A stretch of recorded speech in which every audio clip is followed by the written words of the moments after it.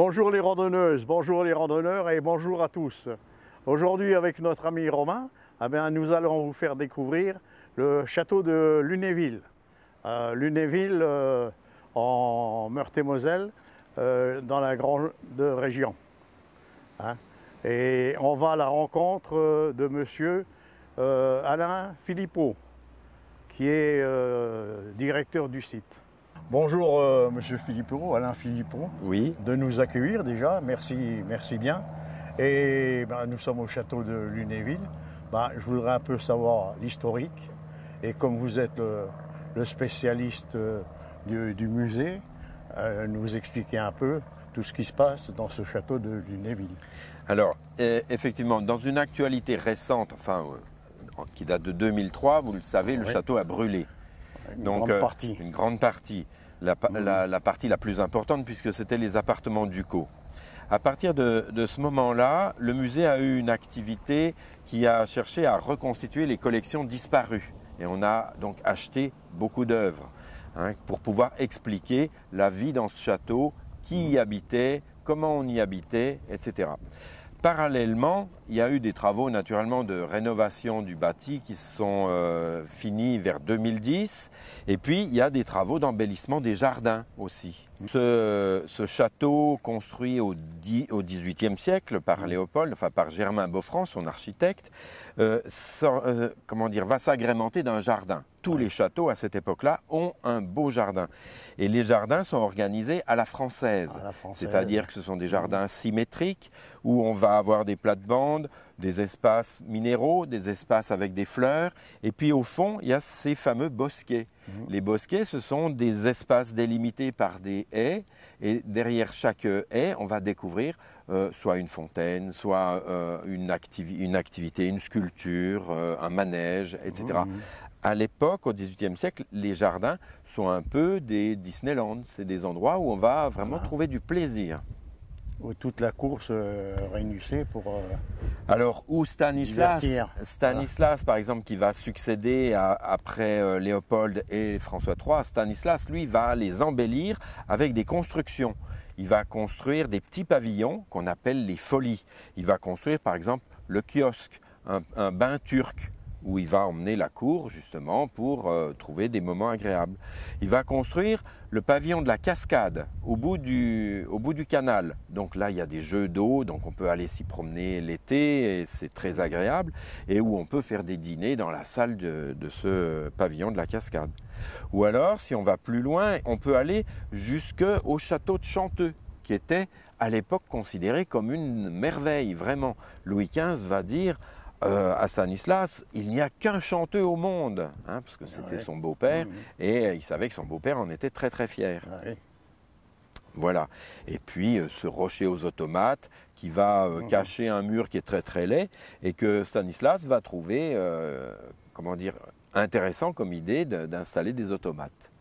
Et ça existe toujours, les automates? Non, malheureusement, ça a disparu, puisque à la mort de Stanislas, l'ensemble du domaine est démembré, toutes les constructions sont démolies, puisqu'il n'y aura plus de duc de Lorraine, puisque ça devient une province française, donc ça n'a plus d'utilité, il n'y a plus d'occupants dans le château, à part l'armée, on va installer des militaires. À l'entrée du château, il y a une magnifique statue, c'est du général Lassalle, on voit son nom dessus, et qui s'est fait tuer à Wagram, et qui est né à Metz. Oui, alors cette statue, elle pose un problème parce qu'elle a une histoire qui est postérieure à l'histoire du château. Et c'est une statue que les Lunévillois ont achetée en souscription après 1870, après la guerre de 1870, vous savez, l'annexion prussienne de l'Alsace et de la Lorraine. Et c'était un peu le symbole d'une résistance finalement de la Lorraine française contre les Prussiens qui avaient annexé nos voisins très très proches. Et le souci, c'est qu'aujourd'hui, si on veut restituer un espace 18e, il faut que cette statue se déplace parce qu'elle n'a rien à faire au milieu de la cour. Ses dimensions sont disproportionnées. Elle est beaucoup trop grosse pour un monument 18e. Elle est en plein milieu de l'axe. Et vous le savez, l'axe au XVIIIe siècle, les symétries, c'est extrêmement important.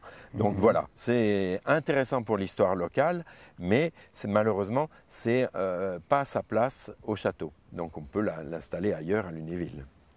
Alors vous voudriez l'installer dans Lunéville alors? On pourrait très bien. On pourrait, vous savez, la statue de Louis XIV qui était au milieu de la cour à Versailles, elle a glissé jusqu'au milieu du parking en bas du château de Versailles. Oui, oui.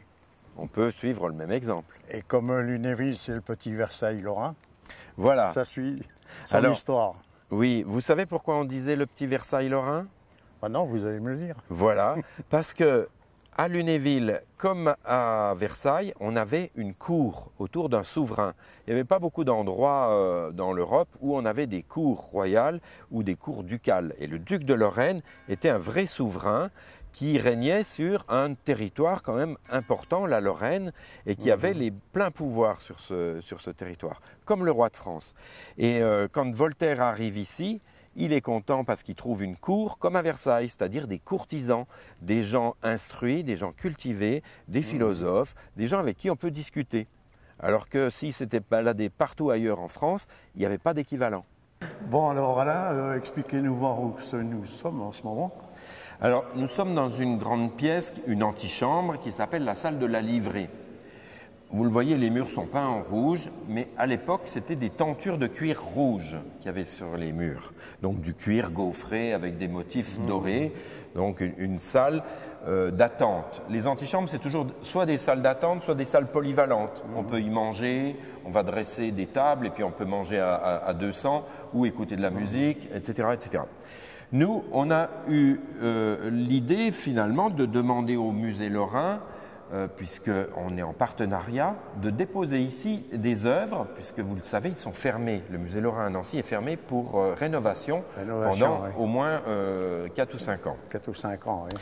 Donc on leur a dit, ce serait bien si on avait les portraits des ducs qui ont habité ce château ou qui l'ont fait bâtir, et puis quelques objets emblématiques en rapport avec le Lunévillois, comme le rocher aux automates.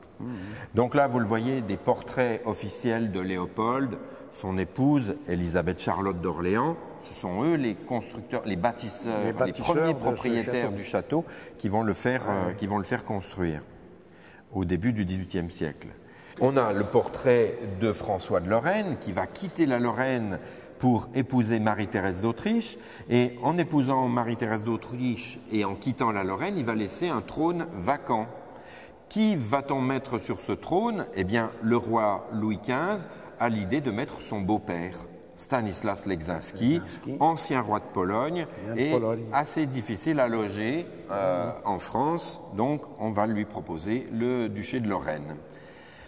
Ça permettra à sa mort que la Lorraine, qui était un État indépendant, en 1766. En 1766, la Lorraine devient donc française. C'est une province française de plus, et l'intégration s'est faite facilement et lentement, puisque le règne de Stanislas a duré 30 ans, 29 ans, ici en Lorraine.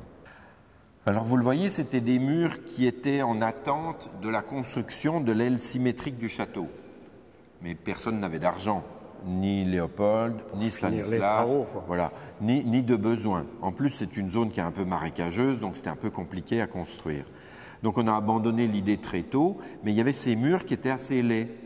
Et Stanislas a donc l'idée un jour de demander à son horloger, mécanicien, ingénieur, tout ce que vous voulez, qui s'appelait Richard, François Richard, il lui demande de construire des automates. C'est lui qui a fait tous ces automates.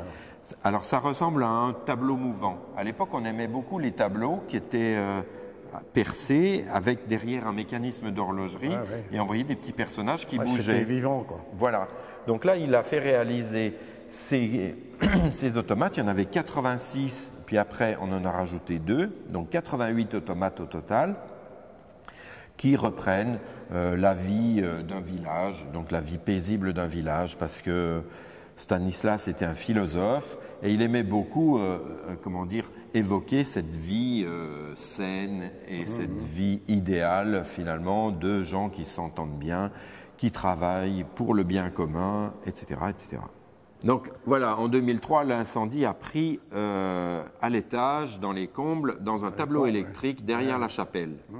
Le grand malheur, c'est que ce soir-là, il y avait un vent infernal, un vent à plus de 100 km à l'heure, qui soufflait d'est en ouest et qui a donc propagé l'incendie très rapidement et qui l'a alimenté toute la nuit.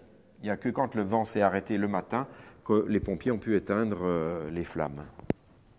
Donc la chapelle a été totalement détruite. Elle a été restaurée de façon exemplaire parce que non seulement donc, on a récupéré les fûts des colonnes qui étaient tombés au sol, on a reconstitué ceux qui étaient brisés, mais ce qui était intéressant, c'est que c'était un chantier où tous les corps de métier travaillaient ensemble, puisque, vous le voyez, on a les tailleurs de pierre qui ont monté les colonnes en bas. Ensuite, il a fallu reconstituer la tribune. Là, c'est les charpentiers qui ont refait une tribune en bois, qui est décorée avec des stucs, avec du plâtre. Et puis ensuite, à nouveau, les tailleurs de pierre ont monté la deuxième rangée de colonnes. Et à nouveau, les charpentiers ont installé la charpente au-dessus en bois. Donc ici, c'était une forêt d'échafaudage et il y avait énormément de monde qui a travaillé entre 2005 et 2010 à peu près. Alors c'est vraiment l'aile qui a souffert le plus. Oui. Alors vous le voyez, Boffrand avait eu la commande de cette chapelle en 1719 parce qu'il y avait déjà eu un incendie. Donc quand Léopold veut un agrandissement de sa chapelle, il a une fois de plus pas assez d'argent. Alors Boffrand va faire quelque chose d'économique. Il ne va pas utiliser de marbre, il ne va pas faire venir des sculpteurs, etc. Il va utiliser le plâtre. Vous le voyez, les décors sont tous en plâtre. Des sculpteurs importants qui ont pu réaliser des plâtres qui donc étaient un moyen économique de décorer cette chapelle. Mais Fenir, ça ne ressemble pas vraiment à une chapelle. C'est plus une salle des fêtes maintenant. Maintenant, oui, parce que quand un duc s'en va, la chapelle ducale n'a plus d'utilité. Ah oui. Donc, quand les militaires ont pris possession du château, la chapelle a été très vite désacralisée. Elle a été à nouveau réutilisée, je crois, à la fin du XIXe siècle, mais elle avait perdu son utilité religieuse très rapidement. À partir du départ des ducs, c'était fini. D'autant qu'il y avait 3 églises autour. Donc tous les militaires pouvaient aller à la messe, soit à l'église des Minimes, soit à Saint-Jacques, soit sur la place des Carmes, etc. Alors pour les visites de ce magnifique château, c'est de 10h à midi et de 14h à 18h. Et c'est fermé le mardi. Et le jardin est ouvert tout le temps. Et je vous souhaite une bonne visite. Alors, à la prochaine, à de nouvelles découvertes. Au revoir, à bientôt.